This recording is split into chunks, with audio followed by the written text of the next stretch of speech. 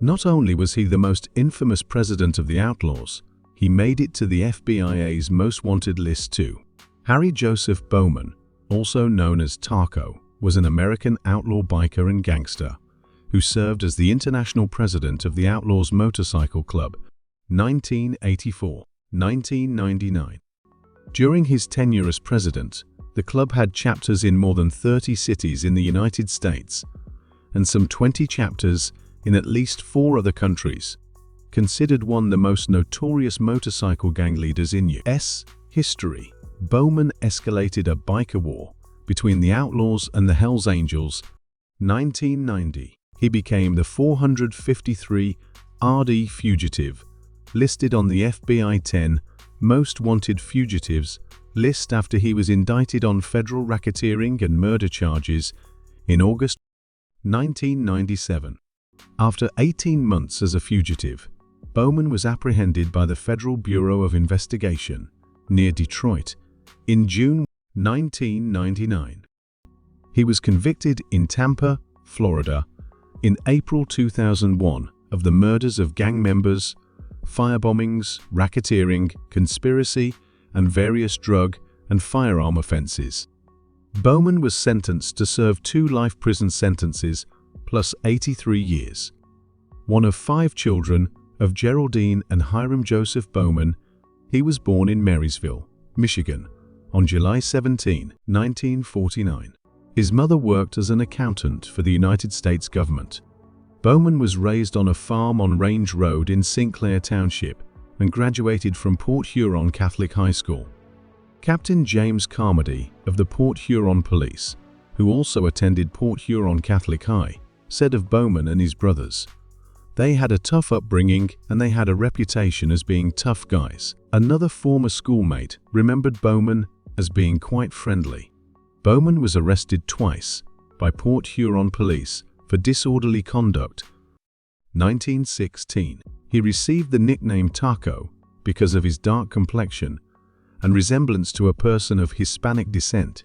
Bowman became the president of the Detroit chapter of the Outlaws in 1970.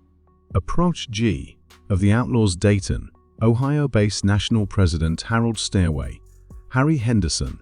He also served as leader of the club's North region and became the national vice president in the late 1970s. By that time, the Outlaws had become one of the largest motorcycle gangs in the United States and were involved in various illegal activities, although members also ran legitimate businesses. Under Bowman's leadership, the Detroit Outlaws were the most senior of the approximately 35 biker gangs in the city, specializing in drug trafficking, prostitution, extortion, gambling, and bombings. The Detroit Partnership also began outsourcing enforcement work to the club, with Francesco "Frankie the Bomb" Bomarito acting as the mafia's emissary to the biker milieu in southeast Michigan. According to Philip Reich of the Detroit Police Department Motorcycle Gang Unit, who first encountered Bowman in 1980 at the time, he lived in the Outlaws clubhouse, but he hung out in a topless bar called the Police Station, a little hole in the wall on 7 Mile, just west of Van Dyke. Taco went there quite a bit in those days. A lot of the bikers were agents to the strippers. Reich described Bowman as a very interesting, bright guy, and said of him, "I can't say I admired what he did for a living, but I admired his leadership abilities." In addition to illegal enterprises, Bowman and the Detroit Outlaws also ran a motorcycle repair facility and a t-shirt shop in the Eastern Market. One popular t-shirt design that Bowman sold featured 2 pistols pointing at the Renaissance Center with the caption, "Visit Detroit, Murder City." Another design worn and distributed by Bowman proclaimed "Snitches are a dying breed," an Outlaw's motto. On March 3, 1982, Bowman allegedly killed Arthur Allen "Good Old Speed" Vincent, a probationary member of the Dayton Outlaws, for running his mouth. Vincent's decomposed body was discovered in a wooded area on Old Tomoka Road in Ormond Beach, Florida, and an autopsy revealed he had died by homicide. The murder remains unsolved. Bowman succeeded Harry Henderson as Outlaws International president after his mentor resigned due to ongoing legal issues, and he was appointed the club's leader at a summit in Joliet, Illinois, in February 1984. Bowman traveled in a custom-made, armor-plated Cadillac and was usually accompanied by at least one armed bodyguard.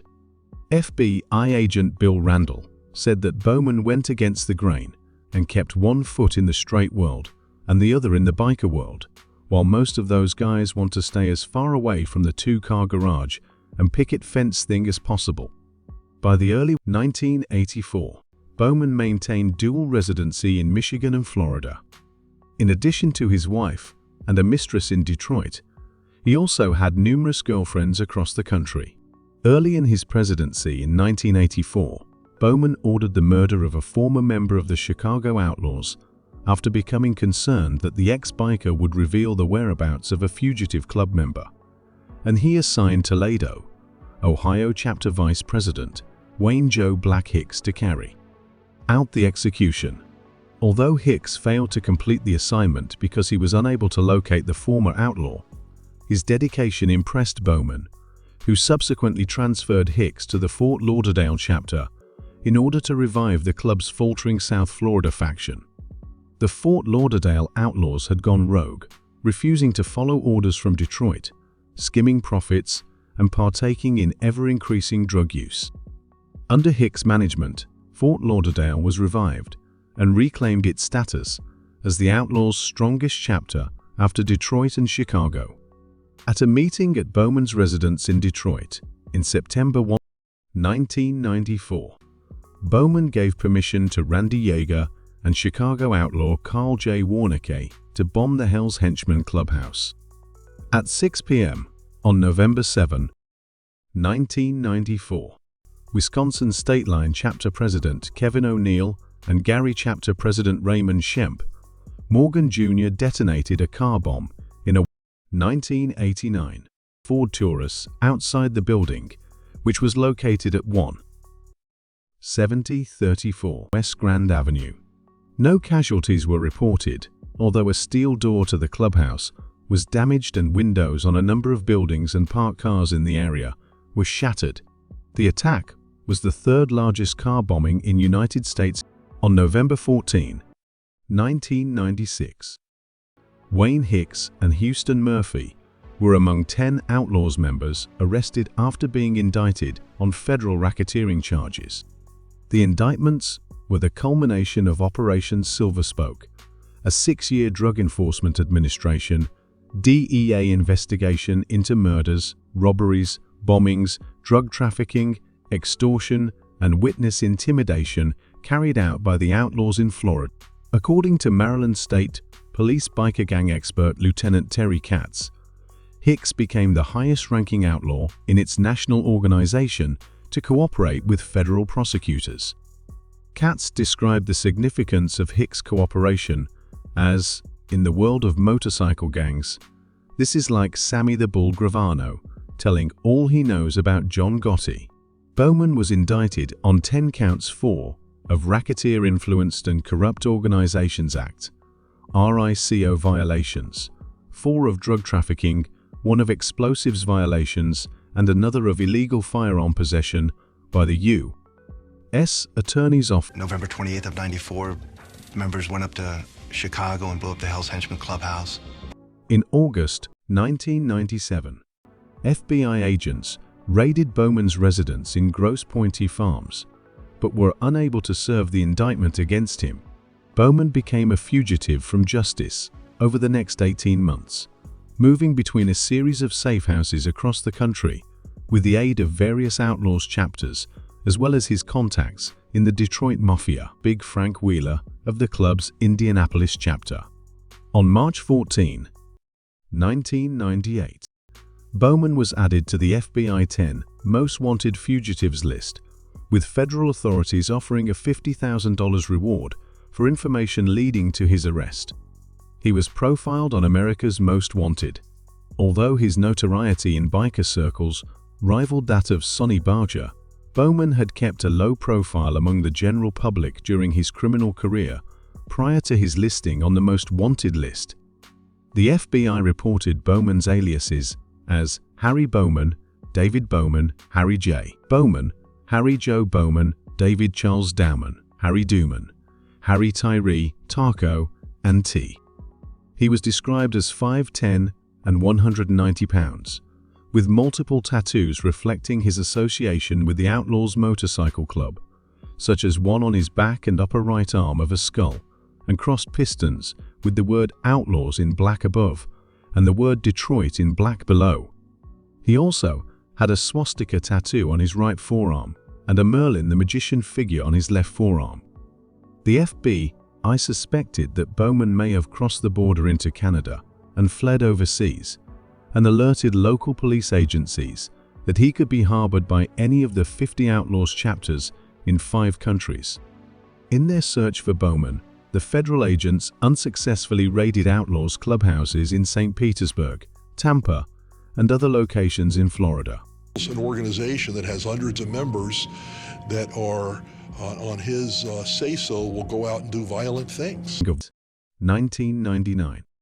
Bowman was pulled over by the Nevada State Police for speeding while driving on a highway near Las Vegas. Traveling in the company of a young blonde woman in a Mercedes-Benz convertible, he was let go by police after producing false identification. When Bowman's true identity was discovered, footage of the traffic stop, recorded by the police cruiser dashcam, was sent to the FBI in Michigan.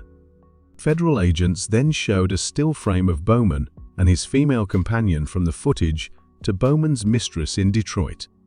Enraged that he was with another woman, she alerted the FBI that Bowman would be returning to Detroit the following week to relay orders to his subordinate in person, as he was careful to avoid using telephones, and disclosed the location of his upcoming meeting. At approximately 9:15 p.m. on June 7, 1999, Bowman was taken into custody without incident at a home on Griggs Drive in the Detroit suburb of Sterling Heights.